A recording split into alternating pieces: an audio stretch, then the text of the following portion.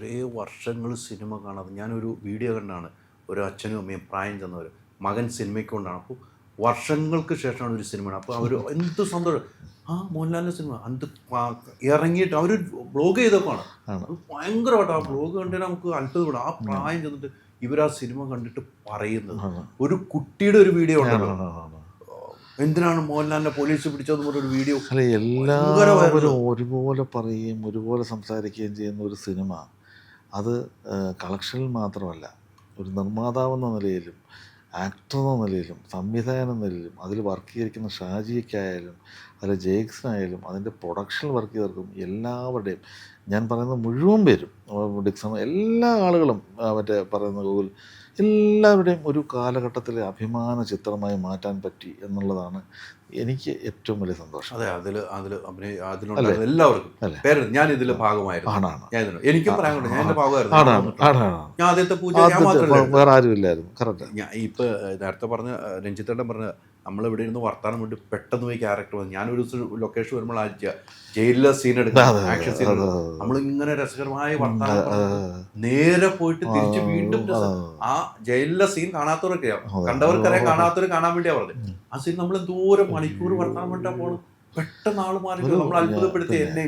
ഇതിലൊക്കെ എന്ന് വെച്ചാൽ ഈ സിനിമയിൽ ഇത്രയും ചേട്ടൻ കഷ്ടപ്പെട്ടിരിക്കുന്നതേ, ഒരു ശരിക്കും പറഞ്ഞാൽ ഒരാൾക്കും ചെയ്യാൻ പറ്റത്തില്ല. രാത്രി മുഴുവൻ ഷൂട്ടിങ്ങാണ്, മഴ നനഞ്ഞുള്ള ഷൂട്ടാണ്. മണിക്കൂർ ലാലേട്ടൻ നിങ്ങൾ മഴയത്ത് നിർത്തിയിട്ട് അത് കണ്ടിന്യൂസ് മഴയത്താണ്. പലപ്പോഴും പനി പിടിച്ച്, ഞാൻ അറിയാൻ വേണ്ടി പറയാണ്, ആ ജയിൽ മറ്റേ നമ്മുടെ പോലീസ് സ്റ്റേഷനിൽ ഫൈറ്റ് എടുക്കുമ്പോൾ ആ രണ്ടാം ദിവസം ഫൈറ്റ് കഴിഞ്ഞ് രണ്ടാം ദിവസം എത്തിയപ്പം രാവിലെ എനിക്ക് ഫോൺ വന്നത്, ചേട്ടൻ്റെ ഫോണാണ്, രഞ്ജിത്ത് കുഴഞ്ഞല്ലോ എന്ന് പറഞ്ഞു. ഞാൻ ചോദിച്ചു, എന്താ? അതിഭീകര പനിയാണ് എനിക്ക് എന്ന് പറഞ്ഞു. ഞാൻ തൊട്ടടുത്ത റൂമാണ്, ഞാൻ നേരെ ചേട്ടൻ്റെ റൂമിൽ ചെന്ന് തൊട്ട് നോക്കുമ്പോൾ ഭയങ്കര പനിയാണ്. അപ്പോൾ ഞാൻ ചേട്ടനോട് ചോദിച്ചു, ചേട്ടാ ഇത് എന്ത് ഭയങ്കര ചൂടുണ്ട്. അപ്പോൾ പറഞ്ഞു, എനിക്ക് തീരെ പറ്റുന്നില്ല, എന്താ ചെയ്യേണ്ടതെന്ന് ചോദിച്ചു. ഞാൻ പറഞ്ഞു, ഒരു കാര്യം, ചേട്ടൻ ഇന്ന് ഷൂട്ട് വേണ്ട, ഞാൻ ഇപ്പം തന്നെ വിളിച്ച് പറഞ്ഞോളാം എന്ന് പറഞ്ഞു. അത് പറ്റൂല, ഞാനൊന്ന് നോക്കട്ടെ, ഇത്രയും പേരെയും വെയിറ്റ് ചെയ്ത് അതൊന്നും പറ്റൂല രഞ്ജിത്ത്, ഭയങ്കര നഷ്ടം വരും, പറ്റൂല. ഞാൻ പറഞ്ഞു, ചേട്ടാ ഒന്നും കുഴപ്പമില്ല. എന്നിട്ട് എന്നെ മുമ്പിൽ വെച്ച് തന്നെ ഡോക്ടറെ വിളിച്ചിട്ടും ഹൈ ഡോസ് മരുന്ന് വാങ്ങിച്ച് കഴിച്ച് അതിനുശേഷം ഞങ്ങൾ ഒരുമിച്ച് പോവാണ്. അപ്പോൾ ഞാൻ പറയുന്നുണ്ട്, ചേട്ടാ അത് ചേട്ടൻ ഇതൊരു ഒരു ഒന്നാമത്തെ കാര്യം, നമുക്ക് 2 ദിവസം റെസ്റ്റ് എടുത്താലും കുഴപ്പമില്ല, ചേട്ടന് വയ്യാതായപ്പോൾ എന്ത് ചെയ്യും? അപ്പോൾ അതുകൊണ്ട്, പക്ഷേ എൻ്റെ അടുത്ത് പറഞ്ഞു, പറ്റൂല, നമുക്കത് ചെയ്യാം, അത് അവർക്ക് ഇത് കഴിഞ്ഞ് അങ്ങോട്ട് ഫൈറ്റ് മാസ്റ്റർക്കും പോകണം, ഒരുപാട് പേരുടെ പ്രശ്നമല്ലേ, നമുക്ക് ചെയ്യാമെന്ന് പറഞ്ഞിട്ട് ചെയ്തിട്ട് ആ ചാട്ടമൊക്കെ ചാടുന്ന കാര്യമൊക്കെ ഈ പനിക്കകത്താണ് ചാടിയേക്കുന്നത്. എനിക്ക് ആലോചിക്കാൻ പറ്റില്ല അത്. അങ്ങനെ ഒരാളാ. പിന്നെ ഈ പറയുന്ന നമ്മുടെ ഈ ക്രൂ തൊട്ട് പ്രൊഡ്യൂസർ തൊട്ട് ഒരാളെയും വേദനിപ്പിക്കരുത്, ഒരാൾക്കൊരു ബുദ്ധിമുട്ടുണ്ടാക്കരുത്. 10 മിനിറ്റ് താമസിച്ച് പോയാൽ വരുന്ന വഴി ഫോൺ ചെയ്യും, ഞാൻ ട്രാഫിക്കിൽ പെട്ട് പോയതാണേ, അല്ലെങ്കിൽ ഒരാൾ എനിക്ക് ഇവിടെ വന്ന് എന്നെ കാണാൻ വന്നുകൊണ്ടാണേ, ഒരു 10 മിനിറ്റ് ഞാൻ വരുമെന്ന് പറഞ്ഞ് വിളിക്കുന്ന ആരുണ്ട് ഇവിടെ? ആരുമില്ല. അങ്ങനെ വിളിക്കും. ഇതിങ്ങനെ വിളിച്ചു പറയും. എന്നുവെച്ചാൽ ഒരാൾ വെയിറ്റ് ചെയ്യുക, ഒരാളെ വെറുതെ നിർത്തുക, അതൊന്നും ഇഷ്ടമുള്ള ഒരാളല്ല. ഈ മഴയത്ത് ചെയ്യുമ്പോൾ, മഴയൊക്കെ കഴിയുമ്പോൾ, മഴ നനഞ്ഞ് കംപ്ലീറ്റ് നനയുമ്പോൾ നമുക്ക് അതിൻ്റെ അടുത്ത 2 ക്ലോസ് കൂടെ നമ്മൾ ചേട്ടനെ വിട്ടിട്ട് 3-4 ക്ലോസ് കൂടെ എടുത്ത് നമ്മൾ പോകാമെന്ന് പറയുമ്പോൾ ഈ നനഞ്ഞ ഈ സാധനമായിട്ട് അവിടെ തന്നെ നിൽക്കും. നിങ്ങൾ മൊത്തം നനയല്ലേ, അപ്പോൾ ഞാനെന്തിനാണ് പോകുന്നത്? ഞാൻ പോയിട്ട് ശരിയാവില്ല, ഞാനിവിടെ നിൽക്കാമെന്ന് പറഞ്ഞാൽ അവിടെ നിൽക്കും. എന്നിട്ട് ഇതെല്ലാവരും പോകുമ്പോഴേ പോവുള്ളൂ. ഞാൻ ഇതിലൊരു കഥാപാത്രം ഷൈജോ അടിമാലിയുടെ ഇൻ്റർവ്യൂ എടുത്തപ്പോൾ എന്നോട് പറഞ്ഞൊരു കാര്യം, അതിപ്പോഴും ഓർക്കുവാണ്. ബൈക്കിലിരിക്കുവാണ്, ചെറിയ ചാറ്റമഴുണ്ട്, രഞ്ജിത്തേട്ടൻ കുട ചൂട്, ഇവൻ ക്യാരവാനിലായിപ്പോയി, ഇവൻ അവിടെ നോക്കുക ആരുമില്ല, ഇവനെ വിളിച്ചില്ല, മറന്നുപോയി.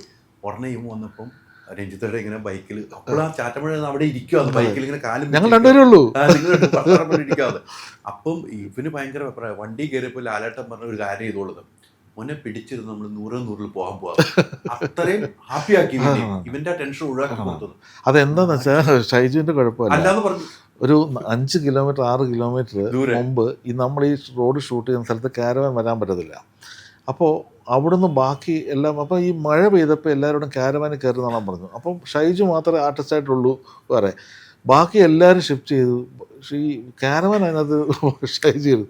എല്ലാവരും വന്ന് ഷോട്ടിന് റെഡിയായി, ബൈക്ക് വന്നോ എന്ന് പറയുമ്പോഴാണ് എല്ലാവരും തിരക്കുന്ന ഷൈജു എന്ത് ചെയ്യും. അപ്പോൾ ഇനി ഷൈജു 6 കിലോമീറ്റർ അപ്പുറത്ത് വരണം.